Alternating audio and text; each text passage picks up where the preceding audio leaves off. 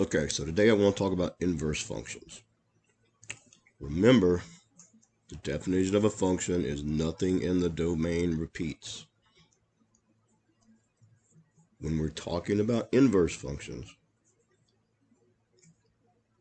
if nothing in the range repeats, then the function has an inverse. So not every function has an inverse, but we're interested in those functions that do have an inverse. All right, here's an example. F of x is this set of ordered pairs. The domain is 7, 4, 0, 8, and the range is 3, 9, -6, and -17. Notice nothing in the range repeats, and nothing in the domain repeats. So, this is inverse function notation.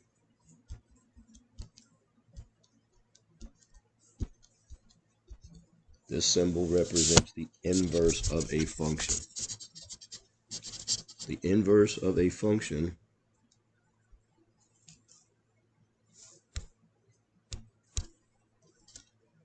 simply, in this case, switches the ordered pairs.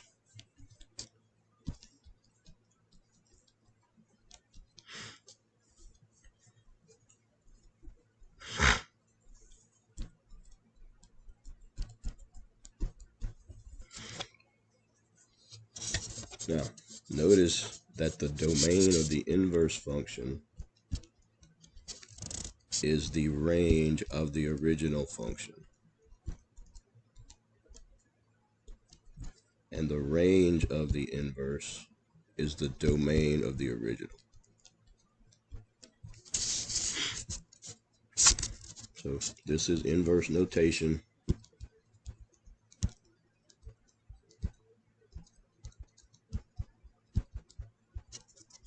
I know my handwriting's not very good. Inverse notation. Now, here are the steps for finding the inverse of a function. We take a function and we take away we take this and replace it with a y. I'll do some examples in just a few minutes. Then we're going to interchange the x and the y, which means we change their places. And we solve for y, and then at the very, very end, we take away the y and we put this notation.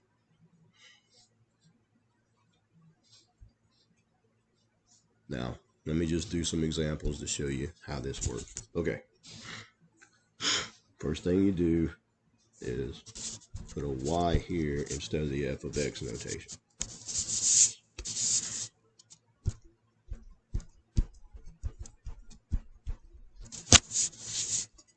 The next thing you do is interchange the x and the y. That means put the x on this side, put the y next to the 3, and then put your -2. Now we want to solve for y. What I like to do is switch it around so the y is on the left side. Alright, solving for y, we're going to move 2 to both sides. So we'll get x plus 2 on the left, on the right, I mean. Then we divide by 3. That will tell me what y is equal to. X plus 2 over 3. Then, instead of y, we're going to put the inverse function notation. So this would be the inverse.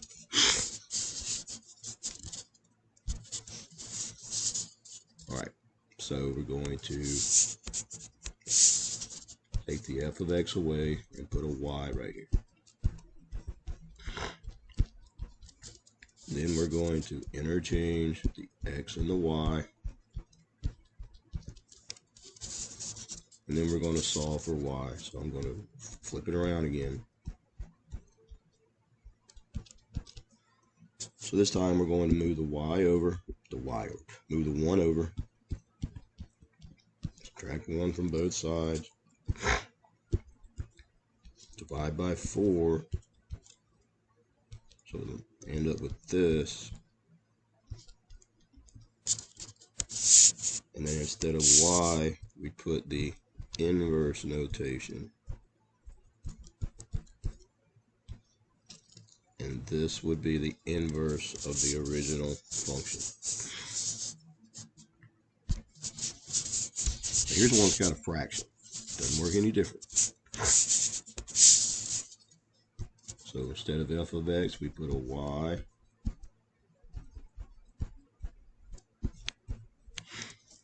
Then we interchange the x and the y. Interchange the x and the y. Let me get this. Now, in order to solve it, since we've got a denominator, we multiply both sides by the 7 in the denominator. That allows these 7s to cancel out, and we're left with y minus 3. Now, again, I'm going to switch it around. I'll put y minus 3 on the left and 7x on the right. Add 3 to both sides. Whoops. And that's your inverse. So the inverse is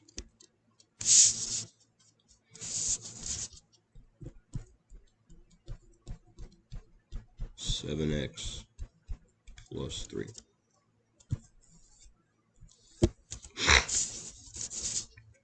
Alright.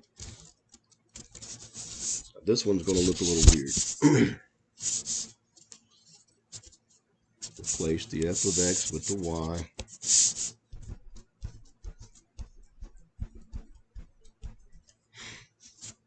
Interchange the x and the y.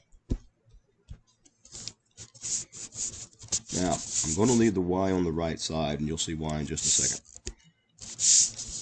To get rid of the y, it's in the denominator, so we multiply both sides by y. And I end up with the y on the left, and this on the right. Now, in order to solve for y, we have to get rid of the x. So we divide both sides by an x, which gives me y equals 1 over x. That means the inverse function is equal to 1 over x. Sometimes a function and its inverse look exactly the same. Here's one's got a square root. Okay. In order to get rid of square roots, we have to square both sides. We actually did this when we were solving square root equations. So, we start doing the same thing. Put a y here. Square root of x minus 9. Now, interchange the x and the y.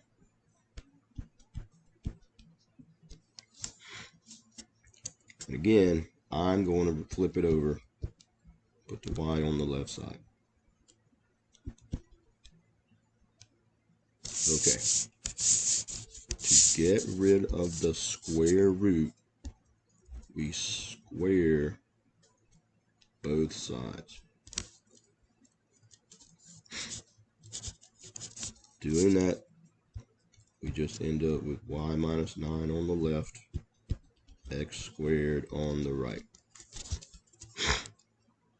The last step is to move the 9 over.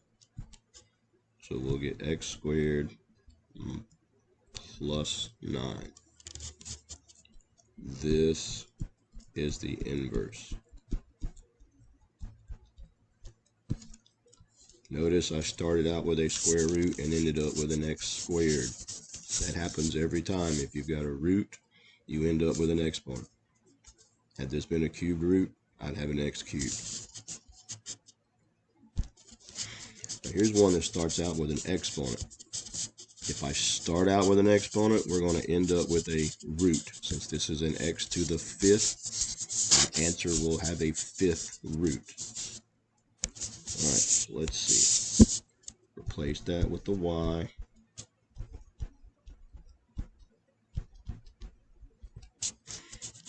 Interchange the x and the y.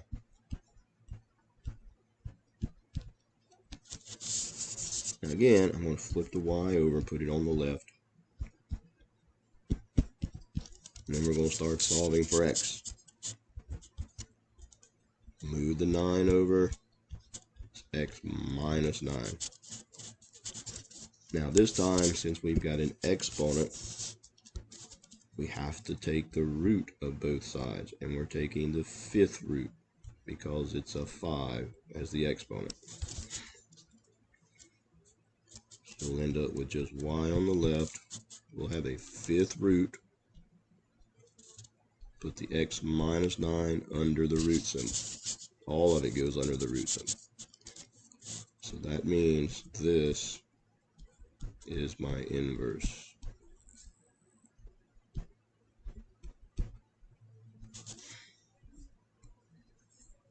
So we started out with an exponent, we end up with a root.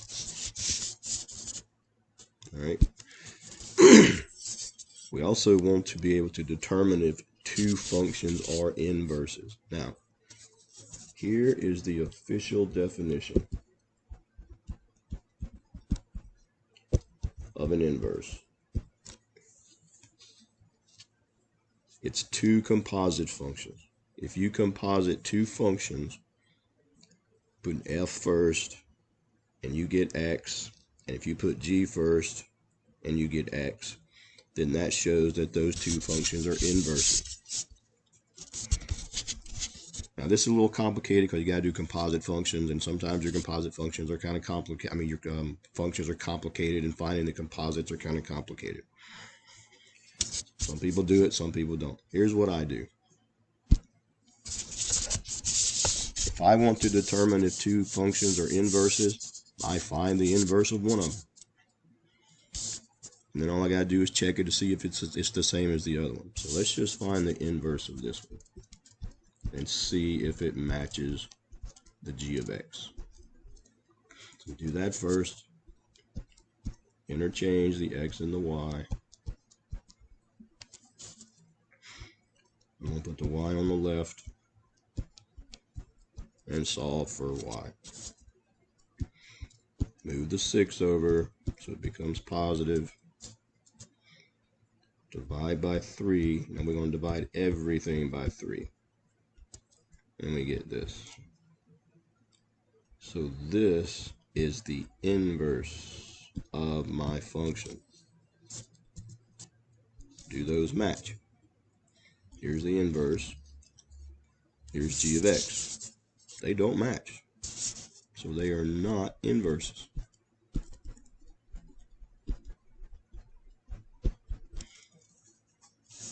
This saves some steps, especially doing the composite functions because they're a little more complicated. So what I did, I found the inverse of one function and just compared it to the other. Alright, let's look at this one. Alright, replace it with a y. Interchange the x and the y. And again, I'm going to put the y on the left and solve for y. Subtract 8. Move the 8 over and it becomes negative. Then we divide by 7. So we get y to be x minus 8 over 7, which is the inverse. So here's my inverse. Here's what g of x equals, and notice they're the same, so g and f. So f and g are inverses.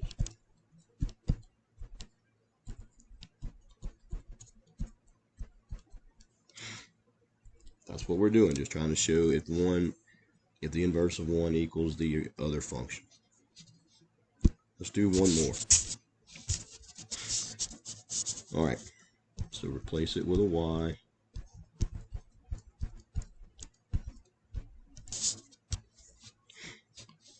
Interchange the x and the y. You get this. Again, I'm going to flip it over, put the y piece on the left. Now, roots get rid of exponents. I did this earlier in another problem. Since this exponent is a 3, I'm going to take the third root of both sides. The 3 and the third root cancel each other out, so we end up with y plus 3 on the left, the cube root of x on the right. Solving for y, we're going to move the 3 over and it's going to become negative. Now, the negative 3 is not under the radical symbol. It's behind it. So, this is the inverse. Now, you may think it looks like this one, but it doesn't. Here, the 3 is on the outside. In g of x, the negative 3 is under the radical symbol. So, because they don't match, they are not inverses.